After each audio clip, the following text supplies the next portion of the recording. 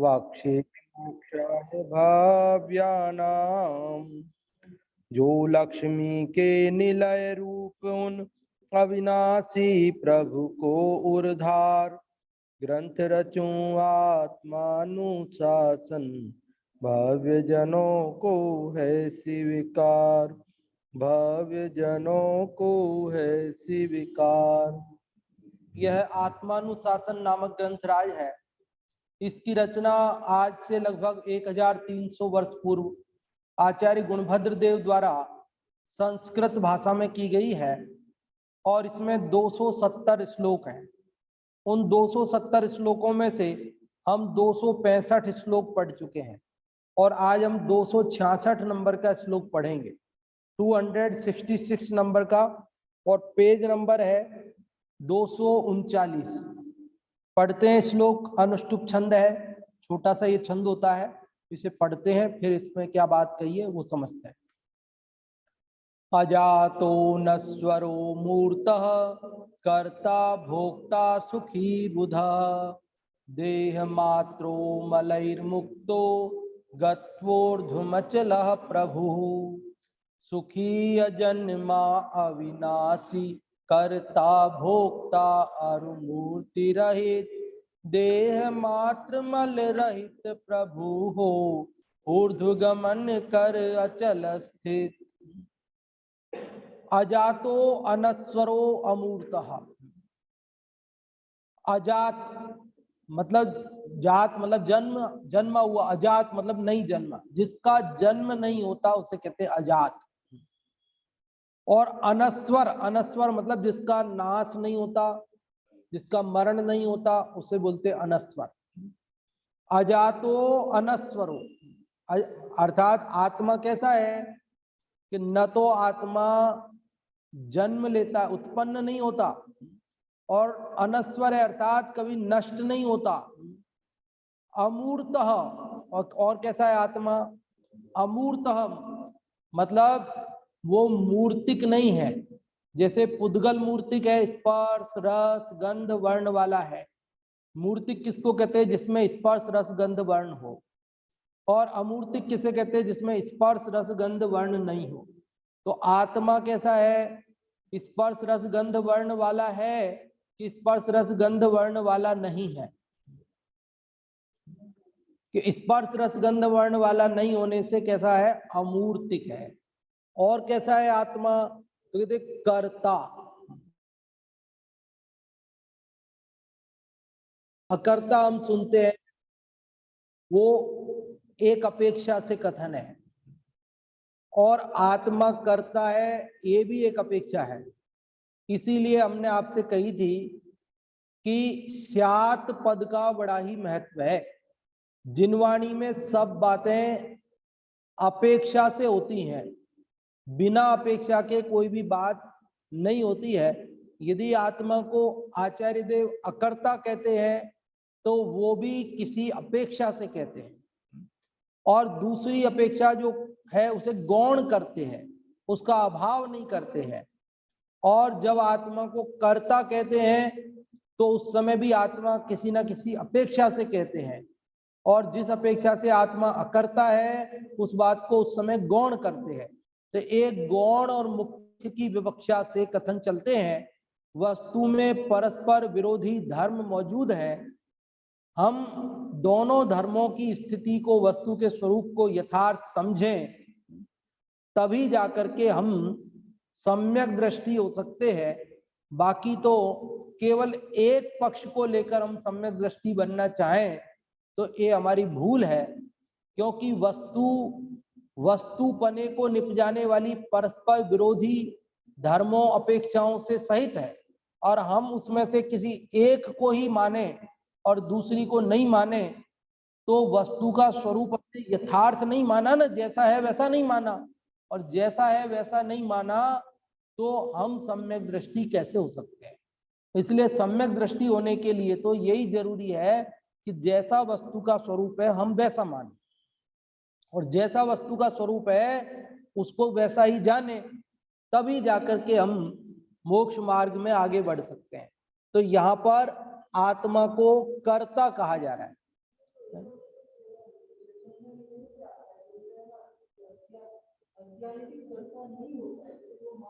हाँ बिल्कुल, वो भी अपेक्षा सहित है, निरपेक्ष कुछ भी नहीं है।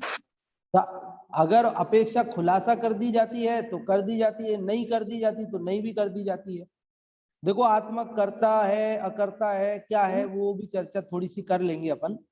एक बार इसका अर्थ समझ लें श्लोक का पूरा, फिर आगे कह रहे भोक्ता। आत्मा कैसा है? भोक्ता है।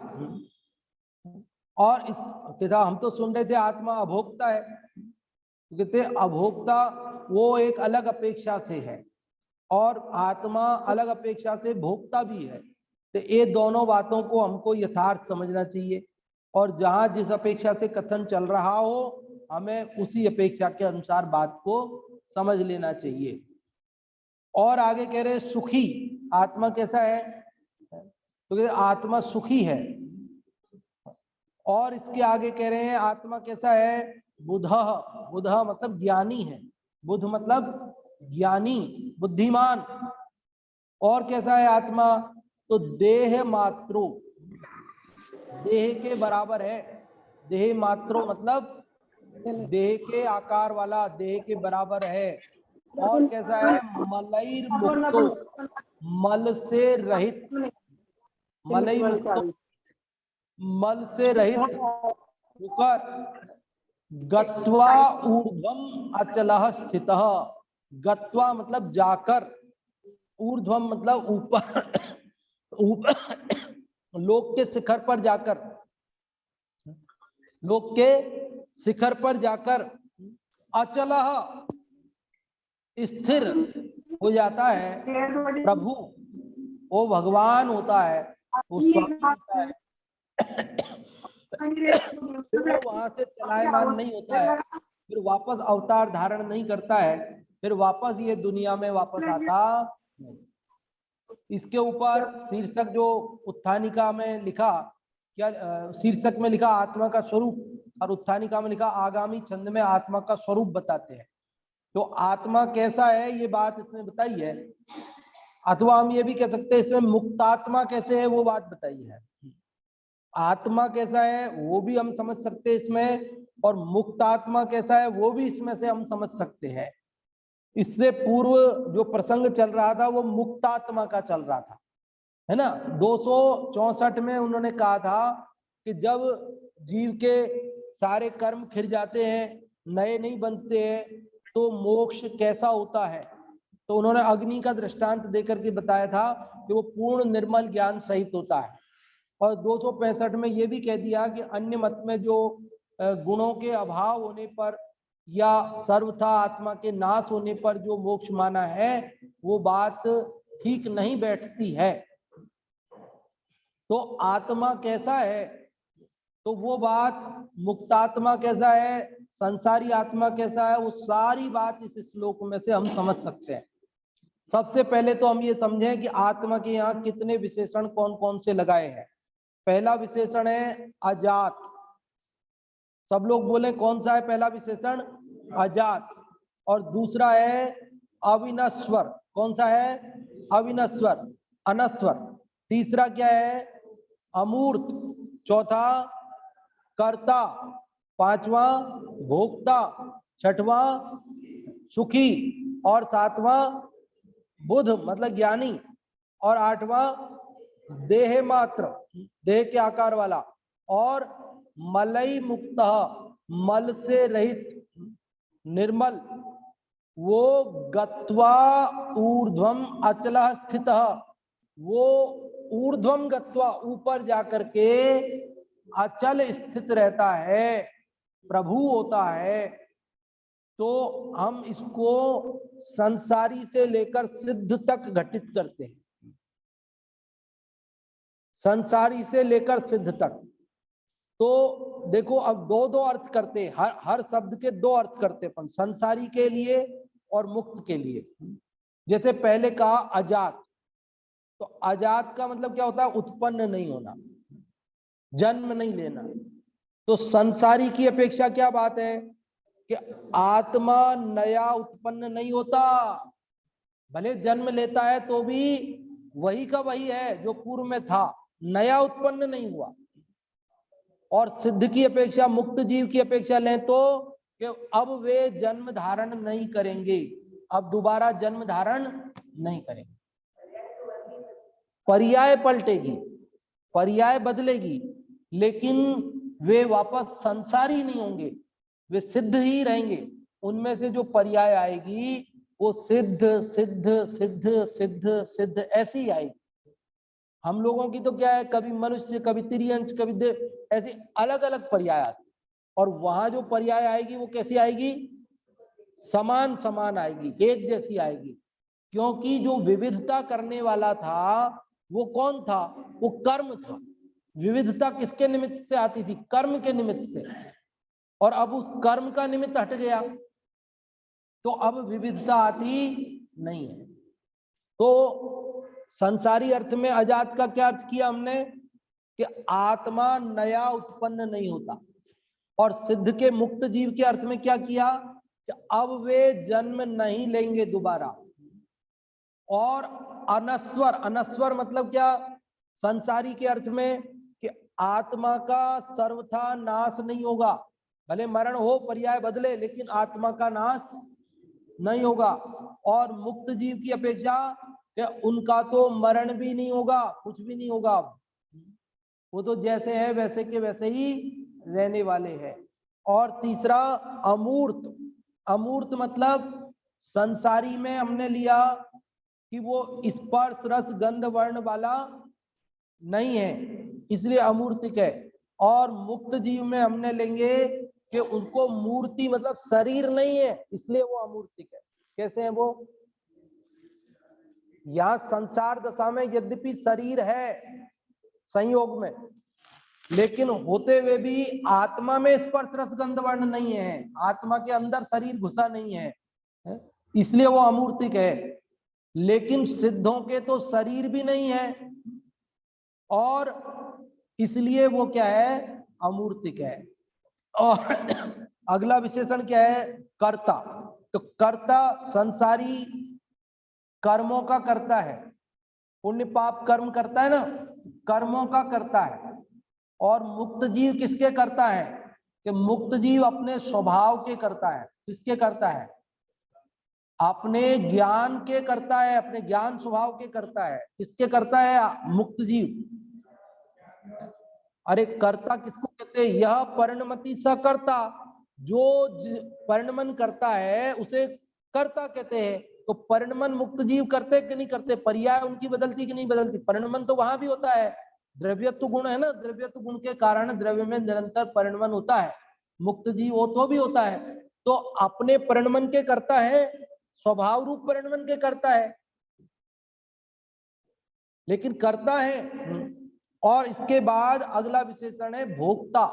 तो भोक्ता किसके भोक्ता, तो संसारी तो कर्मों के फल सुख दुख के भोक्ता है, कर्मों के फल के भोक्ता है। भाई जो कर्म किए थे उनका जो फल है, सुख दुख आता है, उसको भोगते हैं। और मुक्त जीव वो अपने अव्याबाध सुख को भोगते हैं। किसको भोगते हैं, अपना जो अनंत सुख है ना, अव्याबाद सुख, उसको भोगते हैं, इसलिए वे भोगता है। और सुखी, तो संसारी तो इंद्रिय सुख, इंद्रिय सुख से सुखी है, इंद्रिय सुख को सुख मानते हैं अज्ञान से संसार में, और ऐसे सुखी है मानते हैं। और मुक्त जीव अपने अतीन्द्रिय आनंद से सुखी है, अपने आत्मिक सुख से सुखी है। और बुध ज्ञानी, तो संसारी तो मति ज्ञानी श्रुत ज्ञानी है, और मुक्त जीव केवल ज्ञानी है, सर्वज्ञ है। और भी अपेक्षाएं की जा सकती है, और भी खुलासा किया जा सकता है, लेकिन एक बार एक एक ही बात समझ में आ जाए, थोड़ा सा अंतर तो इतना नहीं, तो और अपेक्षाओं से और भी बात कर सकते हैं।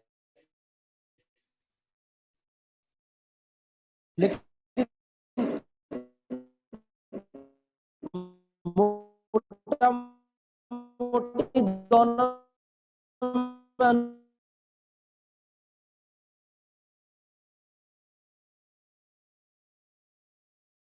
जीव पे भी ये विशेषण लागू पड़ रहा है और संसारी पे भी लागू।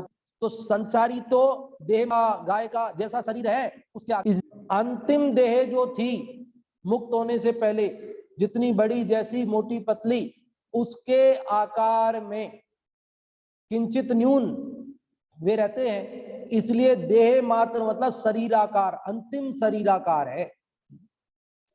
समझ में आ गई बात?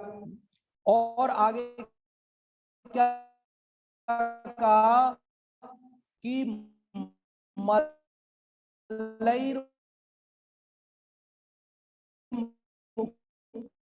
तो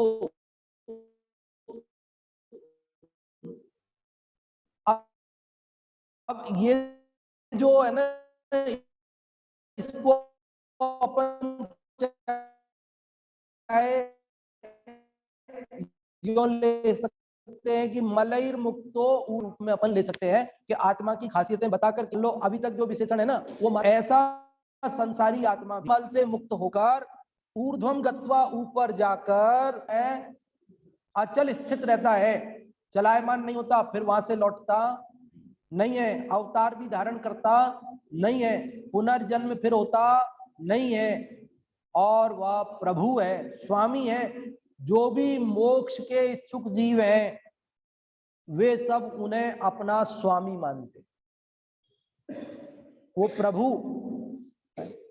प्रभु किसका प्रभु है, किसका स्वामी है? कि जो सिद्ध बनना चाहते हैं वे उन्हें अपने प्रतिच्छंद के स्थान पर रखते हैं, उनको अपना आदर्श मानते हैं और उनको अपना स्वामी मानते हैं। उनका स्वामी है। इस श्लोक का अर्थ कुछ समझ में आया कि नहीं आया? देखो, अभी संसारी आत्मा के लिए भी हम ये विशेषण लगा सकते हैं और मुक्त आत्मा के लिए भी लगा सकते हैं। निश्चय और व्यवहार से भी कथन कर सकते हैं हम कि निश्चय से आत्मा अजन्मा है, व्यवहार से जन्म धारण करता है। निश्चय से आत्मा अनस्वर है, व्यवहार से मरणशील है, मरण होता है उसका, प्रति समय पर्याय बदलती है। निश्चय से आत्मा अमूर्तिक है और व्यवहार से मूर्तिक है, शरीर मूर्ति सहित है ना, शरीर सहित है। निश्चय से आत्मा अकर्ता है और व्यवहार से करता है। निश्चय से आत्मा भोक्ता है, व्यवहार से अभोक्ता है। ऐसे भी हम अर्थ कर सकते हैं। निश्चय से आत्मा सुखी है, व्यवहार से दुखी है। निश्चय से बुद्ध ज्ञानी है, व्यवहार से वह अज्ञानी है। ऐसे सब अर्थ हम कर सकते हैं, लेकिन अपने को कुल मिला के ये भाव समझ में आना चाहिए कि मैं कैसा हूं।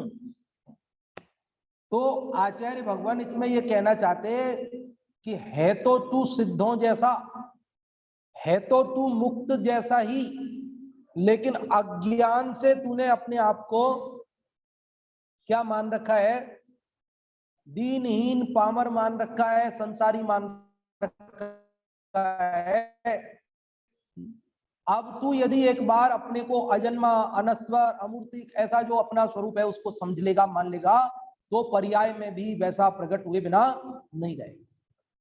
तो हमको इस श्लोक से क्या समझना, क्या बात समझनी कि हमें यह समझना है कि ऐसा मैं हूं, अजात, अनस्वर, अमूर्तिक, कर्ता, भोक्ता, सुखी, बुध, देह मात्र, और मैं स्वयं ऐसा मानने पर समस्त कर्म मल से मुक्त होकर ऊपर जाकर के स्थित हो जाऊंगा, प्रभु बन जाऊंगा। बनना है कि नहीं बनना है? बनना है तो अपना जो असली स्वरूप है वो पहचानना पड़ेगा। अर्थ पढ़ते हैं एक बार, देखो हिंदी वाला पढ़े वापस एक बार। सुखी अजन्मा अविनाशी, करता भोक्ता अरुमूर्ति रहित, देह मात्र मल रहित प्रभु हो, ऊर्ध्व गमन कर अचला स्थित। कि सुखी अजन्मा अविनाशी वही जो विशेषण है, कर्ता भोक्ता, अरु मतलब और, मूर्ति रहित अर्थात अमूर्तिक, देह मात्र मल रहित प्रभु, हो ऊर्ध्व गमन कर अचल स्थित। अब यहां प्रभु को संबोधन वाचक चिन्ह लगा दिया है। प्रभु, हे प्रभु, हे प्रभु आप सुखी हो, आप अजन्मा हो, आप अविनाशी हो, आप कर्ता भोक्ता और मूर्ति रहित हो, आप देह मात्र हो, मल रहित हो, आप ऊर्ध्वगमन करके अचल स्थित हुए हो। ऐसा भी सिद्धों की स्तुति की गई है इस श्लोक में।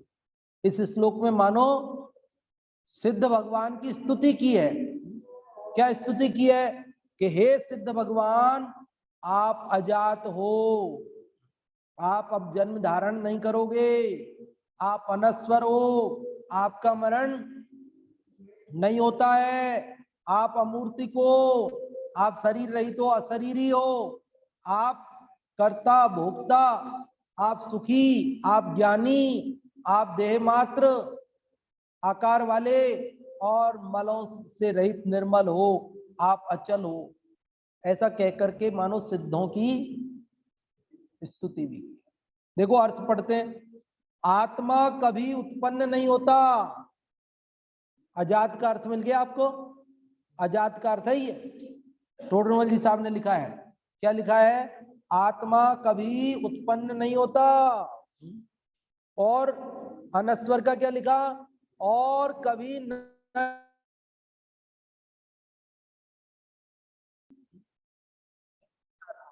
आत्मा अमूर्तिक है। और कर्ता के लिए क्या कहा? देखो कर्ता के लिए टोडरमल जी साहब ने क्या लिखा अर्थ में, कि व्यवहार नय से कर्मों का करता है और निश्चय नय से अपने स्वभाव का करता है। व्यवहार से कर्मों का करता और निश्चय से अपने स्वभाव का करता है। और आगे भोक्ता के लिए क्या लिखा? व्यवहार नय से सुख दुख का भोक्ता है और निश्चय नय से अपने स्वभाव का भोगता है। जो करेगा वो भोगेगा, जैसा करेगा वैसा भोगेगा। तो जो व्यवहारने से कर्मों को करता है तो व्यवहारने से उन कर्म का फल जो सुख दुख है उसे भोगता है, और निश्चयने से अपने स्वभाव का करता है तो निश्चयने से भोगता भी स्वभाव का है। और आगे सुखी के लिए क्या कहा? कहते वह अज्ञान से इंद्रिय जन्य सुख को सुख मानता है और निश्चय से परमानंदमय और ज्ञान स्वरूपी है। आगे देह मात्र के लिए क्या कहा?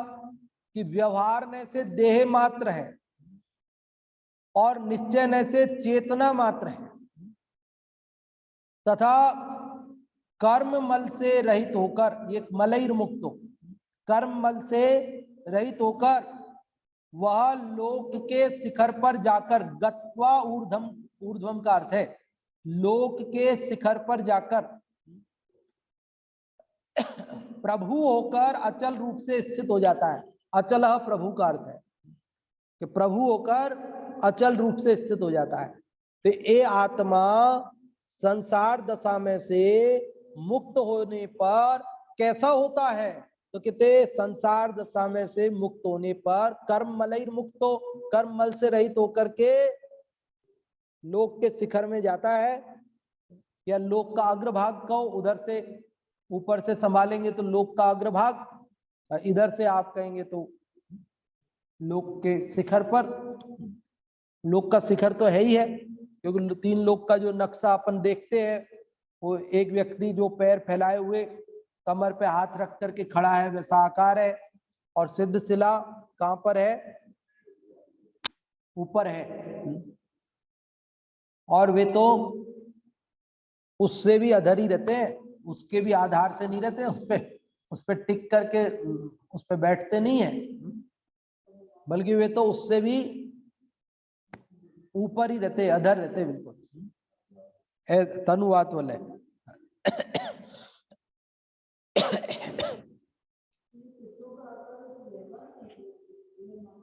है क्या? हाँ, अब व्यवहारने से कहो चाहे कैसे भी कहो, वो प्रदेशत्व गुण है ना, हर द्रव्य में प्रदेशत्व गुण है। उसका काम क्या है कि वस्तु का कोई ना कोई आकार अवश्य रहता है, तो वो आकार है उनका, उस आकार में रहते हैं।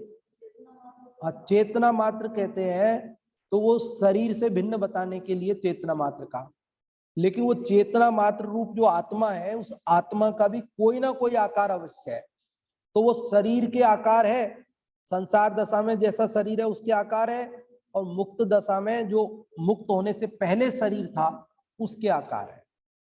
तो वो उसको आप चाहे व्यवहारने से कहो, निश्चयने से कहो, लेकिन आकार तो है उसका। ऐसा थोड़ी कि आकार नहीं है उसका, मतलब किसी, क्योंकि ये भी बात है, कोई कहते आत्मा गोल है, कोई कहते आत्मा चौकोर है, कोई कहे मतलब कहते मतलब कोई कह दे, कोई पूछे आत्मा का आकार कैसा है, कोई कहता है कि वो तो वटकणी का मात्र है, बड़ के बीज के बराबर छोटा सा है, तिल के बराबर जरा सा है। कोई कहते हैं विश्व बहुत बड़ा है, पूरा सर्वव्यापी है। तो कह रहे आत्मा है कितना बड़ा, तिल के बराबर, बटकणी का मात्र छोटा सा है, बड़ के बीज बराबर, या फिर वो इतना बड़ा है पूरे लोक में समाये जितना है, कि चौकोर है कि गोल है, कैसा है? तो कहते हैं नहीं, वो तो जैसा उसका अंतिम शरीर था उसके आकार में है, ना तो वो बहुत छोटे हैं, कोई कहते हैं वो तो यहाँ पूरे शरीर में व्याप्त है, कोई कहते माथे में रहते हैं, कोई कहते हृदय में रहते हैं। और भैया शरीर के किसी एक हिस्से में नहीं, बल्कि पूरे शरीर में, हाथ में भी, पैर में भी, उंगलियों में भी, सब जगह आत्मा रहता है।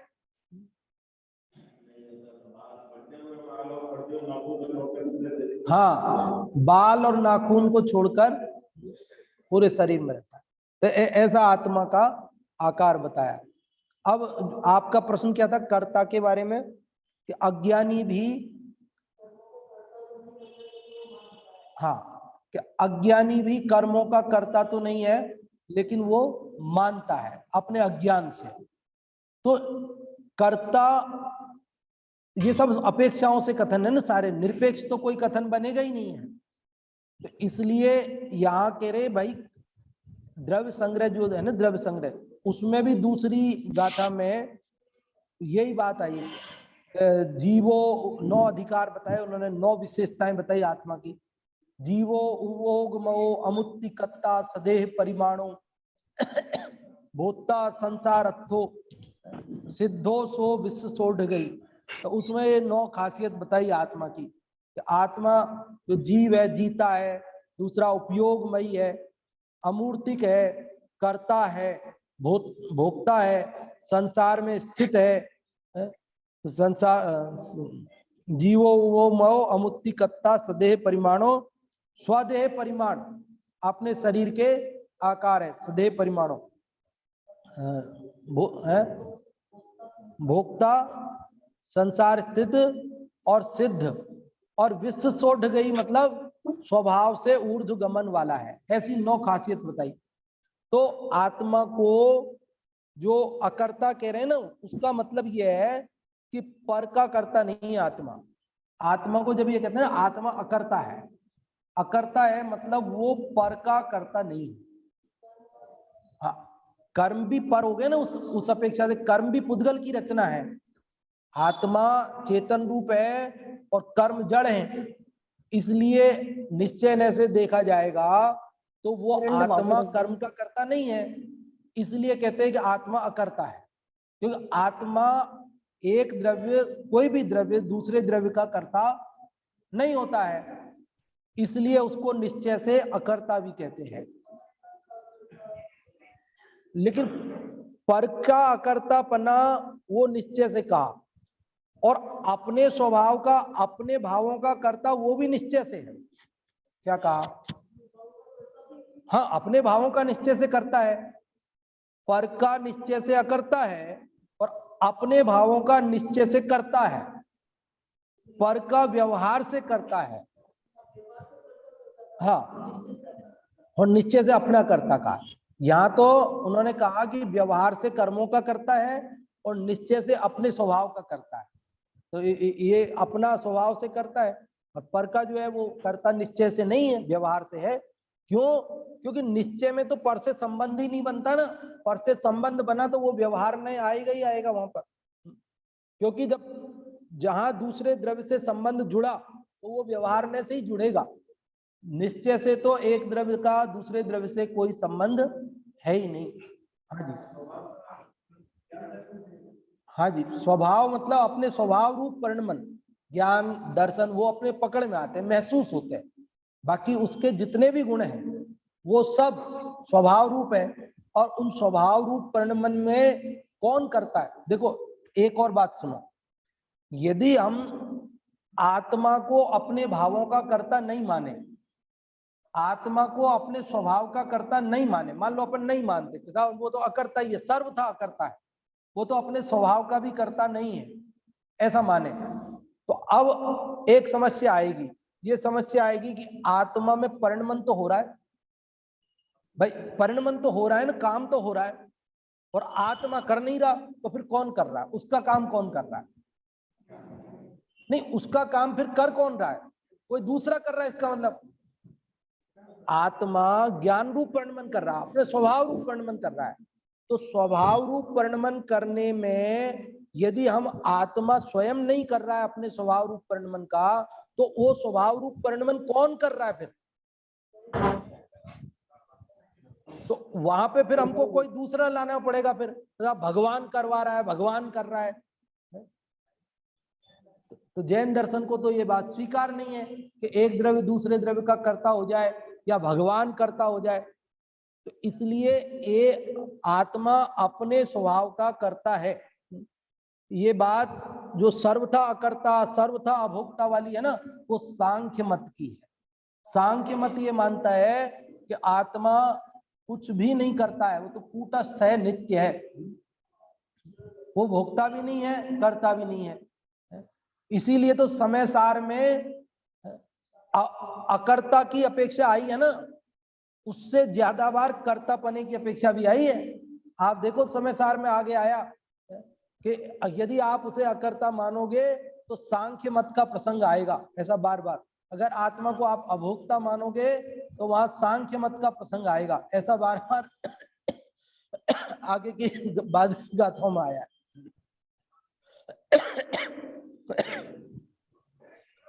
तो आत्मा को जो अकर्ता कहा जा रहा है वो किस अपेक्षा से कहा जा रहा है कि आत्मा, देखो दो अपेक्षाएं हैं, एक तो पर का कर्ता नहीं है, दूसरी बात अपना कर्ता होते हुए भी फेर फार करता नहीं है। क्या?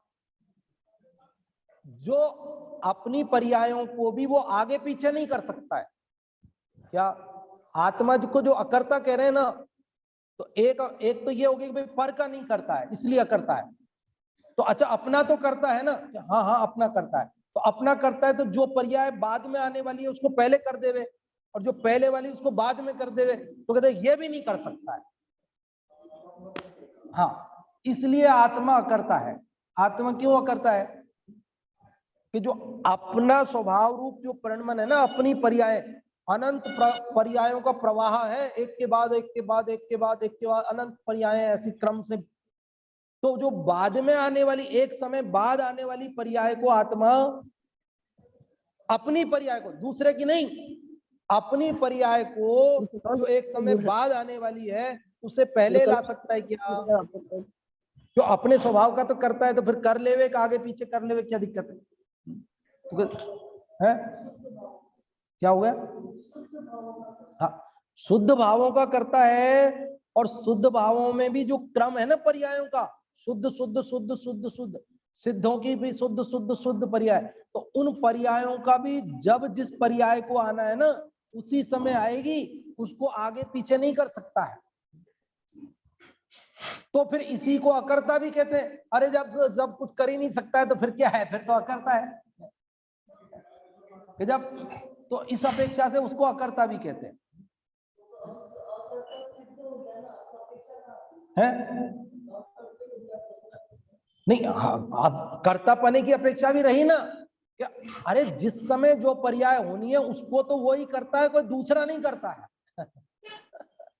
कोई भगवान नहीं करते हैं, कोई दूसरे निमित्त की अपेक्षा नहीं है, दूसरा करेगा ऐसा नहीं है, बल्कि वो अपने स्वभाव रूप प्रणमन स्वयं करता है, अपने स्वचतुष्ट से अपने पूरे अपने उससे करता है। उसके लिए किसी पर की आवश्यकता नहीं है, पराधीनता नहीं है, वो स्वतंत्रता से क्योंकि कर्ता ही उसे कहते हैं स्वतंत्र कर्ता, जो स्वतंत्र रूप से प्रणमन करे उसको कर्ता कहते हैं। स्वतंत्र है आत्मा, तो ये कर्ता कहते हैं, तो उसकी क्या अपेक्षा है, किस अपेक्षा से कर्ता कहते हैं, किसका कर्ता कहते हैं, और अकर्ता कहते हैं तो उसकी क्या अपेक्षा है।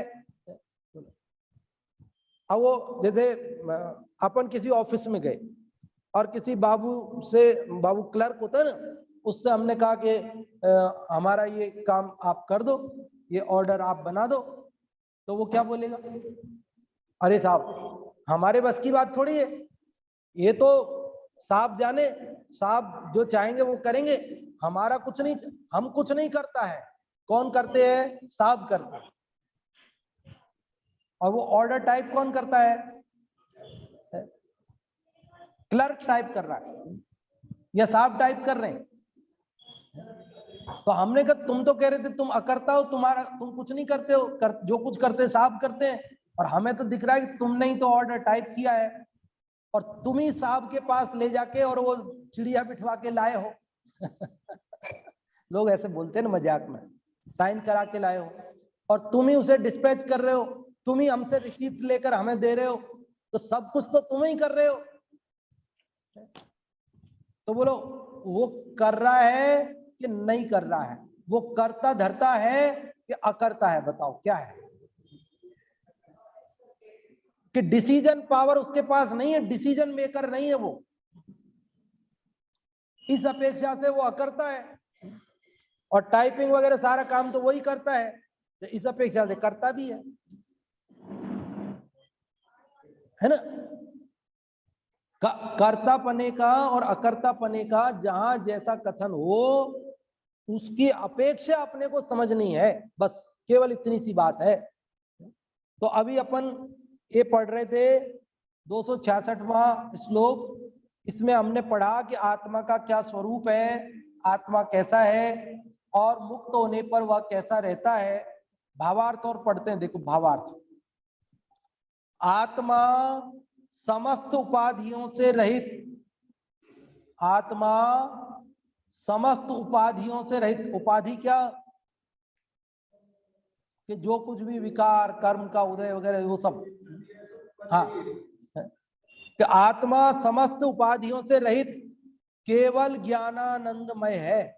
द्रव्य रूप से देखा जाए, निश्चय से देखा जाए, उसके स्वभाव के नजदीक जाकर देखा जाए तो आत्मा कैसा है, ऊपर दिखने वाली उपाधियों से रहित केवल ज्ञानानंदमय है, परंतु पर को अपना मानकर भ्रांति से संसार में भ्रमण कर रहा है। जब यह अपने ज्ञान स्वरूप को जानता है तब निरुपाधि ज्ञान रूप होकर अविनाशी हो जाता है। जो अपने को जैसा मानता है वो वैसा हो जाता है, जो जानता मैं शुद्ध हूं वह शुद्धता को प्राप्त हो, और जो जानता अविशुद्ध वह अविशुद्धता को प्राप्त हो। तो हमने अनादि से अपने को अशुद्ध माना, बंधन में माना, और इसलिए हम बंधे हुए। और एक बार यदि हम ऊपर के इन सब आवरणों से रहित, विकारों से रहित, अपने को अजन्मा अनस्वर अमूर्तिक, अपने स्वभाव का कर्ता भोक्ता सुखी बुध देह मात्र ऐसा अपने को स्वीकार करें तो हम समस्त कर्म मल से भी मुक्त होकर लोक के शिखर पर जाकर स्थित हो जाएंगे, प्रभु बन जाएंगे, सिद्ध बन जाएंगे, मुक्त हो जाएंगे, संसार के समस्त दुखों से छूट जाएंगे, आवागमन जन्म मरण ये सारे दुख हमारे 4 गति 84 लाख योनियों के समाप्त हो जाएंगे। बोलो हम सब सुखी होना चाहते कि नहीं चाहते, चाहते हैं तो हमें ऐसे आत्मा को समझना चाहिए, उसको जानना, उसकी श्रद्धा करना और फिर उसी में रमना। यही एकमात्र सुखी होने का, अविनाशी पद पाने का, सिद्ध पद पाने का उपाय है। तो इस प्रकार से आज हमने ये 266वां श्लोक पढ़ा, इसकी चर्चा की और अगले श्लोक की चर्चा अपन कल करेंगे। अब केवल 4 श्लोक ही इसके और शेष हैं।